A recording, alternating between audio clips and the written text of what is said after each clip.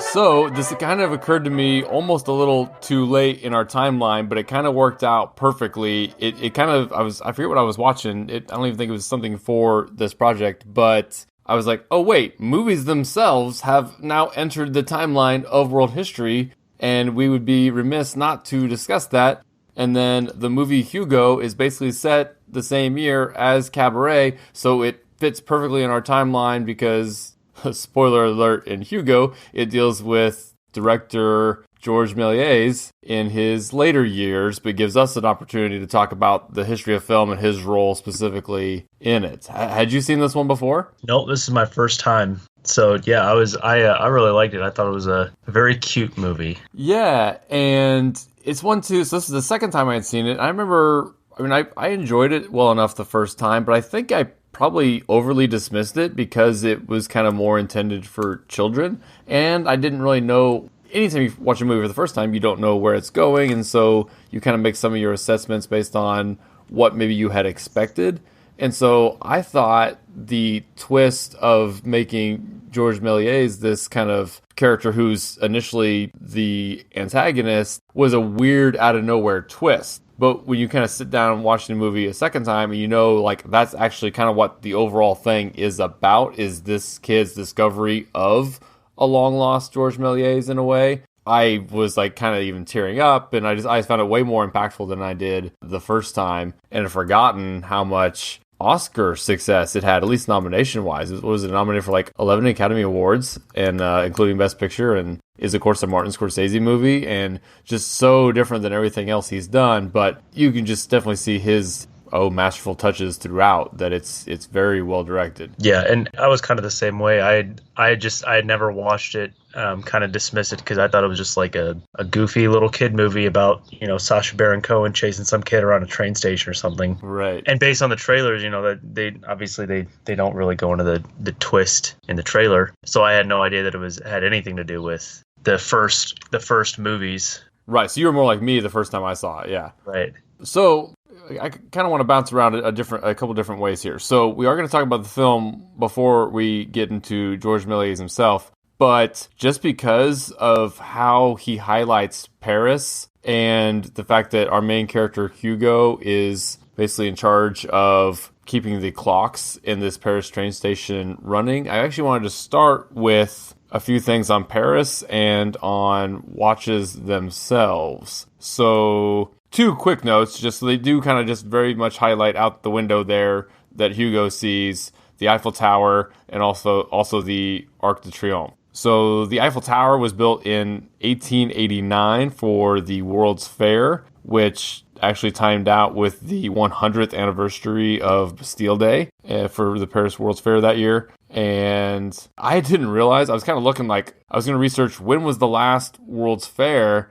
only to realize they actually still happen. Did you know that? I knew that they had like through this, like the 70s and 80s, I think I'd seen. Yeah. But yeah. I didn't, I guess I didn't realize that they still happen. Is it every year? So it looks like it's every other year now. And so it also looks like the term World's Fair was kind of more of an Americanism anyway. And they were more worldwide called expos, and are called expos now today. So the term World's Fair isn't really used anymore. So maybe that was part of our confusion. And their origins are basically kind of what they still are today. It was just an idea for people throughout the world to come together and share what their country's been working on, which I think was obviously probably a much bigger draw. And, obviously the common folk like ourselves would probably be flocking to these if there was one nearby and we were able to go just to see the coolest things happening in the world. Versus today, it's probably more for the inventors and artists themselves that are getting together, and we'll just see it on the internet or something, I guess, if there's something worth noting, or we would have heard about it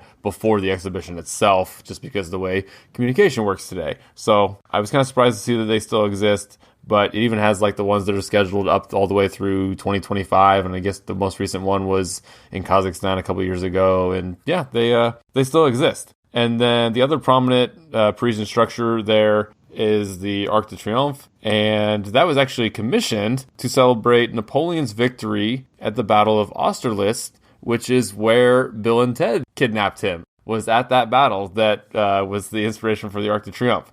Now, it actually took a few decades to finish, so it wasn't finished until 1836, long after Napoleon had been booted. But I guess in 1840, they did do a sort of dedication, and Napoleon's remains were actually allowed to pass through the arch before they put him in his final resting place in Paris, which I guess I didn't realize he was even buried in Paris. I thought he was still maybe on Elba or Saint... Oh, I forget the two islands he was exiled to. But yes, anyway.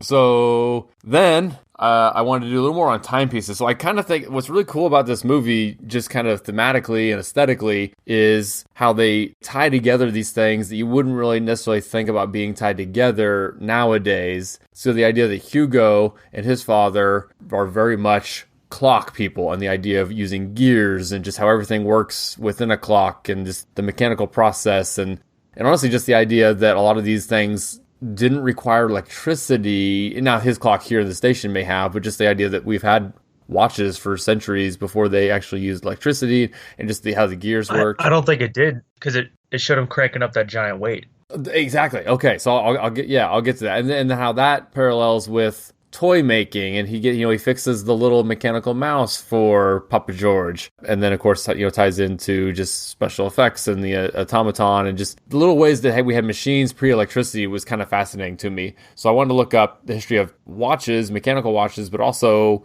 timekeeping in general, and I kind of came across a couple interesting things that definitely are worth mentioning as part of this project and part of world history. So the first is, and I guess I wasn't super familiar with this, so the idea of using what they called it, basically using 60 as our base number for not just timekeeping, but also angles and also, latitude and longitude, dates back to the Sumerians, and then the Babylonians used it as well. And it has to do, I just watched a YouTube video on this half an hour ago, and I found it kind of fascinating. So with one hand, so I have my four fingers and my thumb, and I'm looking at my right hand here, and each of my four fingers has three segments to it. And so with my thumb, I could kind of point to the tip of my pinky, and then the middle section of my pinky, and then the base of my pinky, and go through each finger with three segments each. So 12 total segments. And then with the other hand, I can count how many times I've done that up to 5.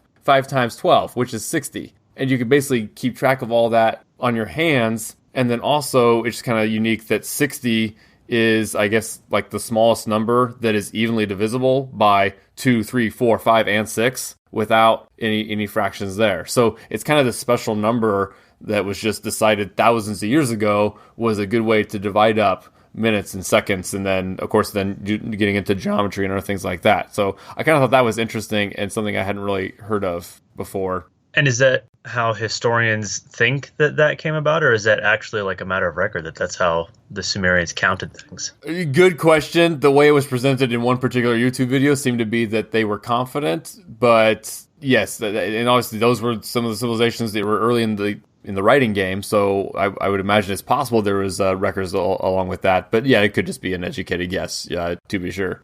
And then clocks kind of evolved from, obviously everyone's familiar with sundials, the couple different types of clocks before we get into the mechanical ones that you're less familiar with are water clocks and candle clocks, basically using a regular drip of water to keep track of time, and has whether you're filling something or making it move something, or then candles that just burn at a regular interval, so you can basically wake up in the middle of the night and be like, okay, 2.5 candles have burned since I went to sleep, so I know what time it is. And ways to keep track of the time of day when you don't have the sun to make a sundial worthwhile. And then hourglasses were used, obviously, just kind of the regular pour of a sand from one side to another. But the mechanical clocks date back to the 11th century, got popularized in the 14th century, and were largely just used within churches and the big clocks that they had. And you kind of hinted at it, they're all kind of basically just operated by either some combination or use of, you got pendulums, counterweights, and balance springs, basically just things that are able to get the gears moving, literally, and obviously didn't require electricity because they didn't have it then, but were just a way to kind of keep motion useful and regular. And then you kind of get into your first pocket watches in the 1800s. Actually, hang on. First pocket watches actually were in the 15th or 16th century and kind of got more popular. There's like a balance spring that's in a pocket watch, so you basically have this kind of same regularity of smaller gears, just because you have this tiny little spring that just kind of basically works like a mini pendulum inside of a pocket watch, which again I don't fully understand. And then wristwatches were kind of popularized at the beginning of the 20th century and used en masse by soldiers during World War One and pilots, just because it was super convenient to glance quickly at a watch on your wrist versus having to dig a pocket watch out of your pocket. So that kind of was everything I wanted to talk about on that. No reason to get ahead of our timeline with quartz and atomic clocks, although quartz watches were invented in the 1930s, which is about where we are in our timeline. And they actually work on the same kind of idea, that quartz, when you stimulate it with electricity, vibrates at a regular, predictable rate that allows for excellent timekeeping that was basically unrivaled until the atomic clocks were invented in about the 70s, I guess. Yeah, and it's kind of like extra relevant that we see these clocks in the movie, at least in a train station. Oh, yes. Because I believe that was one of the driving factors behind time zones, the first time zones, and keeping a universal time like across universal time, UTC or Zulu time, whatever you want to call it, Greenwich Mean Time. Yes. Because they, for travel by railroad, if a train was going to leave somewhere and then arrive somewhere else, people in both places had to know what time it was. You couldn't just have your time for your town be, it's whatever time the clock tower says. And everything had to be synced up. Right, which all goes back to the idea of noon is when the sun is directly overhead, and that's what your sundial would have said. And then, yes, a town 30 minutes away might be a couple minutes behind or ahead, and then you had to regulate the train stations, which actually that ties into the whole idea of daylight savings time, and there's a bigger and bigger push now to get rid of the time change we have twice a year. And yeah, it's ridiculous. We don't need it. We don't need daylight savings time, or we don't need to get rid of it? Yeah. No, I'm a proponent of getting rid of it. Okay, I don't necessarily disagree with that at all, but my problem is they don't want to keep the real time. They want to keep daylight savings time and not change back to real time. Does that make sense? Well, I mean, would it matter? What would the difference be? Okay, and no, but this is to my point, because it goes back to the whole idea of sundials. Because my guess is we kind of switch it back in the winter, because that way we're actually hitting the new year at the quote unquote correct time. But that's the one that's based off of noon being overhead, and then we kind of have shifted the summer time. Of course, that's ever more in the early spring or late spring and early fall to kind of then shift that for our schedules. But the actual time is the winter, because that's when noon, I guess probably in the center of your time zone roughly, noon would be sun directly overhead. That's the real actual time, and the idea of getting rid of the switch is fine with me, but the idea of picking the wrong time seems silly, and people will be like, oh yeah, but we prefer that time. But it's all arbitrary because the sun doesn't know when our schedules are, so just... You can make it whatever you want. Right, make a 9 to 5 day, an 8 to 6 day, or 10 to 6 day if that's your problem. Like, the idea that we're going to keep it the wrong or the fake time, in my opinion, and history's opinion, seems ludicrous to me, instead of just picking our schedule. So yeah, I think the switching is dumb, but I equally think that picking the one we like better when it's all completely arbitrary is just as dumb. Anyway, rant over. Yeah, there's so I live in Arizona, which does not have daylight savings time. Oh, correct. And I got to tell you, you fell in love with pretty it? Awesome. Well, and actually, yeah, and I'm pretty sure they're I think they're with me. They are always what would be the winter time. You know what I'm saying? Like, they're always on the real time. I don't think they've done the thing where they've switched to you know what I'm saying? They don't switch, but I think they stay on the time I'm talking about, where noon in the center of that time zone would be overhead year round, roughly speaking. Obviously, I'm looking it up right now because I don't know if it could be the other way. It's always standard time. It's always Mountain Standard Time. Exactly. Daylight. Exactly. That's what I'm saying. So it's always right. So it's never daylight time. It's always Mountain Standard. So that Mountain Standard it's the same as Pacific Daylight Time, which is why Arizona switches back and forth. Right. Which one it's in? No, right. Exactly. Because it's not switching, it in effect switch when neighboring states switch. Which time zone it matches with, yeah. Yes. But that's everybody else's problem. So Arizona's actually doing what I would agree with, that it's not the fake time, but it's not changing either. Yeah. So, yeah. Good job, Arizona. And there's I don't know if you, I know you watch CGP Grey on YouTube. Yes. But he has a video about daylight savings time where he talks about, so Arizona doesn't observe daylight savings time, but there are certain Indian reservations in Arizona that do, but then there are certain chunks of other Indian tribes in those reservations that don't. And so he like shows this on a map, and then he draws this line. He's like, this is a 100-mile stretch. If you drove along the stretch 100 miles, you would have to change your watch 7 times, like back and forth between the time zones. He's like, this is ridiculous. Just nobody change time. Yes, time zone inception kind of thing there. Yeah. Okay, so the we movie. Are way off the rails. No, this is gonna be a long episode. So the movie Hugo, so it's based on a book, and I think the idea is really, really clever. So the idea is you have this kid who, and we kind of see a couple flashbacks to kind of figure out how he got here, but basically he's the actor's 14 years old. I'm not sure how old the character is supposed to be, but he's a young adolescent who lives in a train station in Paris, and I kept forgetting to look up the exact one. So he is in charge of setting the clocks, but actually his uncle was in charge of setting the clocks, and his uncle's kind of just ran off. So the kid still does it because he's technically an orphan, and he's afraid that, you mentioned Sacha Baron Cohen who's the they call him the station. Yeah, they call him a station inspector. Inspector. I don't know if that means the he's term. An actual. Because I don't think he's a cop, because he keeps calling the actual police on the phone. He's just kind of like a security guard for the station, isn't he? Okay, that's probably a good way to say it. So yes, and anyway, so the kid is worried that he'll be captured and turned into an orphanage because he technically doesn't have any adult guardianship at the moment. So he knows if he keeps the clocks running correctly, it won't raise suspicion that something's wrong, and they will end up discovering him. So he has to kind of then steal food from the station during the day, which they don't ever actually explain how his uncle got food, because he's basically just living in his uncle's old apartment, kind of within the ceilings and then within the clockwork, which again is a really cool aesthetic. And I'm fascinated. I'd be fascinated to learn what's the actual setup there, or what was the actual setup in the 30s. Was there a person who kind of lived there and was in charge of the clocks, or is that just kind of a neat invention that looks really cool on film? Yeah, I guess not that you would know, but yeah, I have no idea. Okay. I would also be intrigued to find out. Yes. So, and then, in addition to the inspector, his other antagonist is the old man in charge of a little toy store in the train station. So very similar to, big train stations in big cities in the U.S.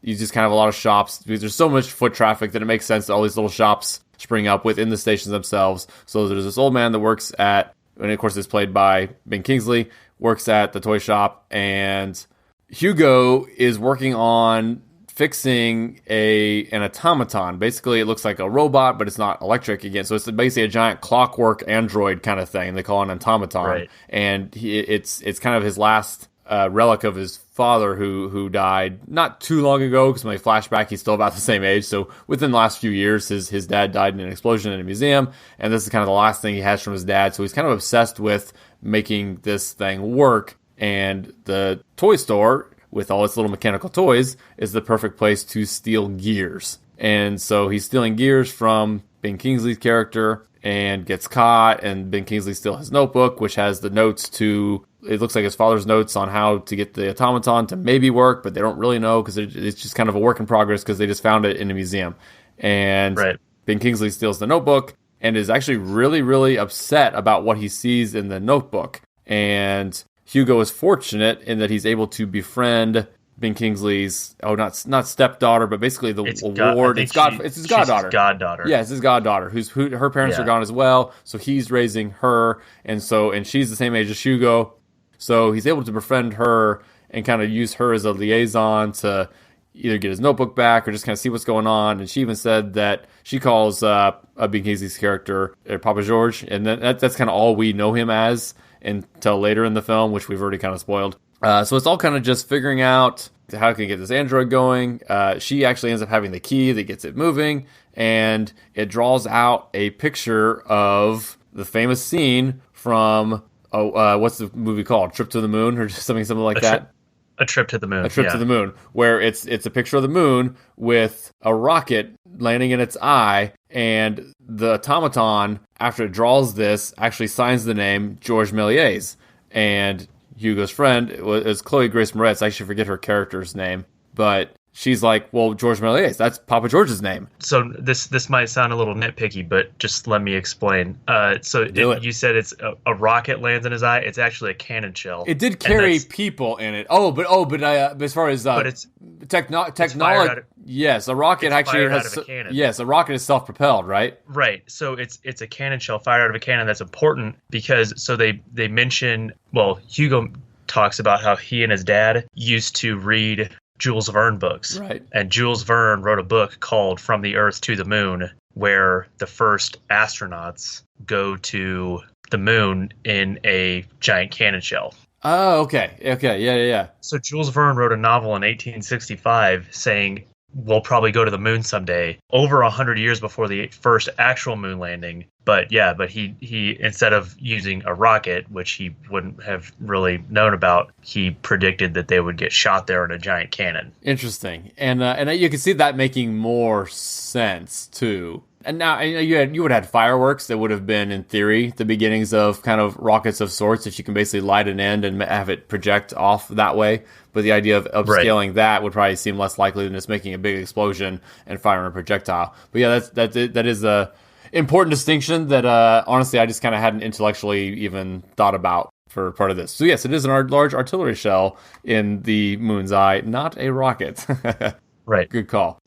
So they want to go show their discovery to Papa George, who we've now learned is George Melies, which technically to the audience, if you aren't familiar, is you don't really know who that is yet. So it's just, but we now know his name, which if you are a film history buff, you would know who George Melies is. And we will definitely get to that. So they show it to his wife first, and she's like, no, he can't discover this. And anyway, everything kind of all comes to a head, and they found actually a box of all his old sketches from all the movies he had done.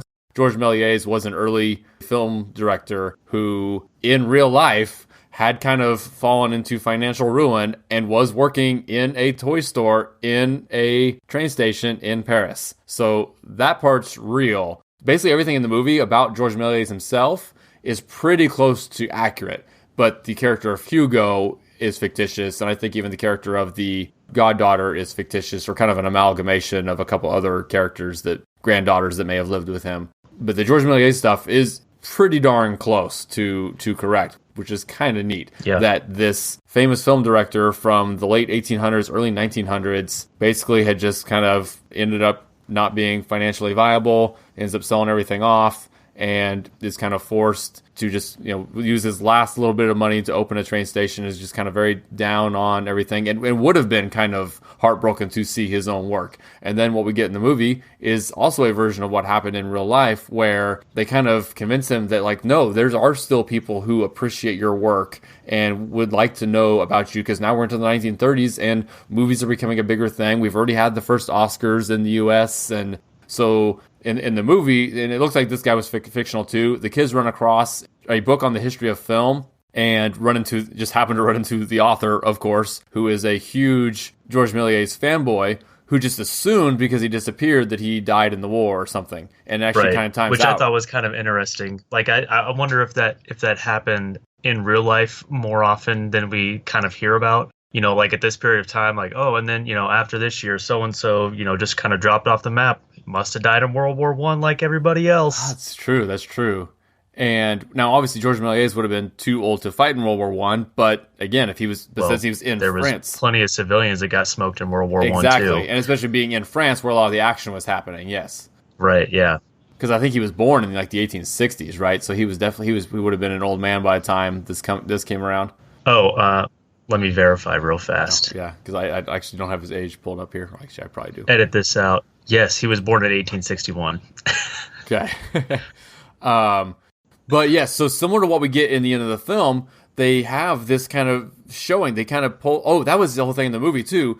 He had assumed all of his old movies had been destroyed, and the guy in the film, who's kind of the historian, it's like, no, I have one, and I would like to show it to you. And that is a pretty cool moment when you just basically kind of show a movie from almost 3 decades earlier that the director had thought gone forever, And that's that. I don't know. It's hard not to get emotional when you're kind of seeing that. And so yeah, in real life, and I think they mentioned it in the movie as well. George Melies directed about 500 movies, which is insane. I mean, they're not, the 2.5 hour right epic blockbusters that we have today, but still, like, right, yeah, 500 works of anything, art wise that's just crazy. Yes, and for our purposes here in film history, and not to do a complete, especially since we kind of went over with some early stuff, but a complete, rehash of film history here. But George Melies is super, super important for the history of film. Not because he's necessarily the first, and the first gets kind of hazy with so many people doing similar things all over the world at the time, but basically he was the driving force for turning the technology of moving pictures into narrative stories. Now, and just think about that for a second. So he didn't invent the technology, but he's basically the guy who made movies. Like, before that, it was just like, oh, hey, let's just watch some pictures, and isn't it neat that we can see a train moving on screen, or a guy pointing a gun at the camera and firing? Like, that's neat. George is like, wait, why not tell stories in this new medium? Right, and they even talk about it in the movie, that when he first sees, it's like at a sideshow, he sees the first time he ever sees a movie, and he asks to buy a camera, and they're like, hey man, like, don't worry about it. No one's going to care about movies in a couple of years. Right. It was just just a neat little trick that we could do. Like, in the kind, we can just kind of make it look like images are moving. Isn't that neat? He was like, no. This is a thing. I'm going to make this a thing. And then he also uses his eye for magic tricks and like illusions to then revolutionize like special effects too. Which we haven't mentioned, that's how he got started. So his early career was as a stage magician. And he was very big on the spectacle and doing all kinds of tricks to fool the audience and very, very elaborate things for the late 19th century. And he then used, a lot of that passion and know-how into film. And then, so in addition to being the guy who basically, I don't want to say invented because it gets tricky to kind of pinpoint who exactly invented stuff, but the guy who was a major driving force for popularizing the idea of narrative film was also the pioneer of special effects. Right, and doing things like cutting things in and using forced perspective and using, puppets or, it's stuff that you frankly wouldn't even realize was possible at that time. Right. With basically having himself on camera, you got the shot of the movie. And it's like, oh, it's 7 copies of George himself acting all different, and they all had it on the screen at once. Like, I remember watching like TV shows in like, from the 80s and 90s where like, oh yeah, so if they're gonna have a character play or an actor play 2 different characters on screen at the same time, it was kind of tricky, and they would only, they'd have to have like a line on the screen to make the cut to where it would look smooth. This guy was doing it in like 1900 and doing 7 copies of himself without those lines, because he's only doing it in camera as opposed to I think they were filming it. It was just kind of the method they were using to film. Yeah, he was colorizing film by hand. He was doing cuts to where it's like, oh, we're gonna kill the skeleton with a sword, and then actor holds. And they show this in the movie. Actor holds, skeletons move out, and then we have a little pyrotechnic comes in, has a flash of smoke, and we continue the film, and he's doing it in camera. So he's not even editing some of that stuff after the fact. It was in the camera, stop the camera, guess. Basically, they had to like rewind it sometimes too, and just kind of use metronomes to make sure they were doing all this stuff, and just in the camera itself, creating these elaborate special effects well over 100 years ago that, again, the movies today, you wouldn't say hold up in the sense that they're kind of boring because we don't really appreciate that stuff anyway. But at the time, so innovative, and you just don't have movies like you do today without George Melies 100 years ago. Right. And when they're watching his film reel, that's one of the things, I forget who says it, but one of them says, oh, like, it's in color. And his wife says, oh yeah, we hand colored every single frame by hand, like painted it. Yes. Because earlier in the movie, they do go to a movie theater. They sneak in. Oh, right. To watch the movie Safety Last.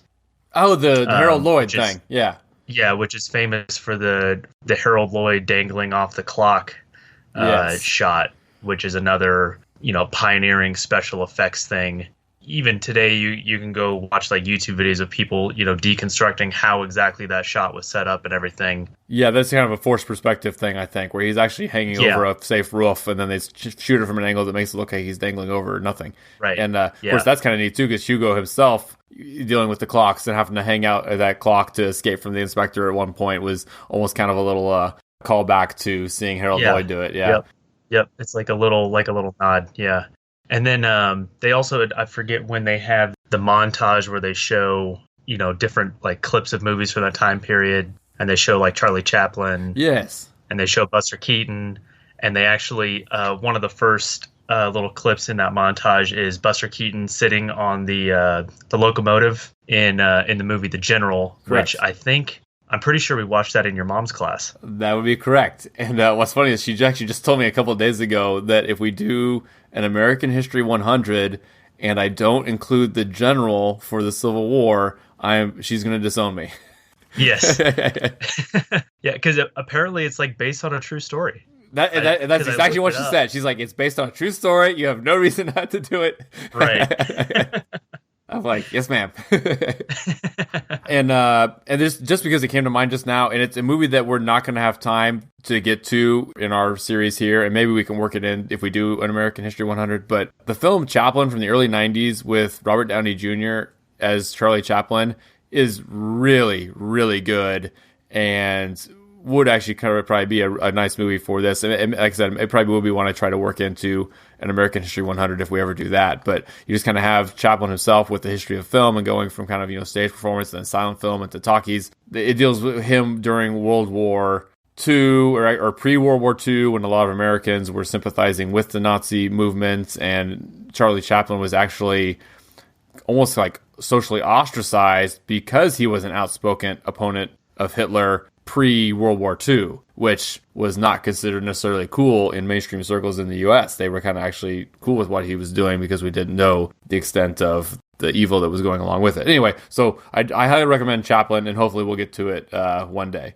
So anything else on the film or George Melies himself? Yeah, I did have one thing. This is like super minor, but in the scene where Hugo goes to the toy booth and George makes him fix the broken toy mouse. Yes. In the next shot, when he winds it up and lets it go, I couldn't tell if it was computer animation to make it look like stop motion animation, but it definitely looked like stop motion animation. And I wonder if there was like a kind of a nod to the pioneering of practical effects by George Melies by having this shot in the movie, because it's not like the whole movie is stop motion or that there's a bunch of sequences. It's just this one little, it's like maybe a 5-second shot of this mouse, driving around on the table at his shop. Yeah, that was interesting, and it's almost kind of not jarring because it's not that big a deal, but it seems out of place. I thought actually, even watching it a second time, I was like, that seems a lot of place. But again, it's kind of just more for the fun of a kids movie.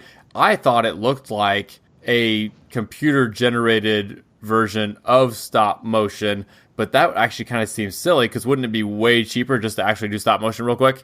I think it would be easier maybe to animate it because it's just a tiny little mouse and it's a 5-second shot. But well, I mean, yeah, I guess why go to the trouble of making that aesthetic choice if you're gonna animate it on a computer? If you're gonna animate it on a computer, I would imagine there'd be a lot more of it in the movie. Yeah, true. But yeah, it is kind of interesting. And I think it just kind of aesthetically does kind of, I guess, fit with more kind of an old school mindset to film editing, I guess. But of course, there's plenty of CG within this movie, obviously. Right. A couple other quick notes here. So his wife, they do kind of correctly note that the woman he's married to at the time here was one of the actresses from his films. But what the movie doesn't really get into is that this was his second wife, who actually was kind of his mistress at the time when they were actually filming the movies, or after they were kind of done filming the movies. She was his mistress for a lot of years. And at the time this movie was made, they had actually been married for about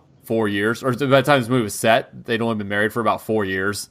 And the movie kind of implied that they'd had this decades-long relationship, which they had, but she was his mistress, who he was cheating on his first wife with. And they also don't really talk about his kids that he had with his first marriage. And I don't think he actually had kids with this other woman, which, again, if they didn't get married until they were older, it's unlikely that they had kids together. But, again, the movie being for kids doesn't get into all that because it would have just been kind of messy. And so I don't necessarily fault them for that, but just worth a note. And this is a little bit out of order here, but I did think this was a line worth mentioning. I actually got this from, I was watching, I told you, Crash Course. They have all this history stuff on Crash Course, and there's one on film history. And I thought it was a really interesting line when you're talking about the beginnings of film. And the guy on the video said, "No one set out to invent movies," which I think is just kind of important to note, that it was just kind of an accident of technology, and it kind of took a lot of different moving pieces and different people kind of taking new inventions different ways. No one was saying, wouldn't it be neat if we could turn moving pictures into narratives?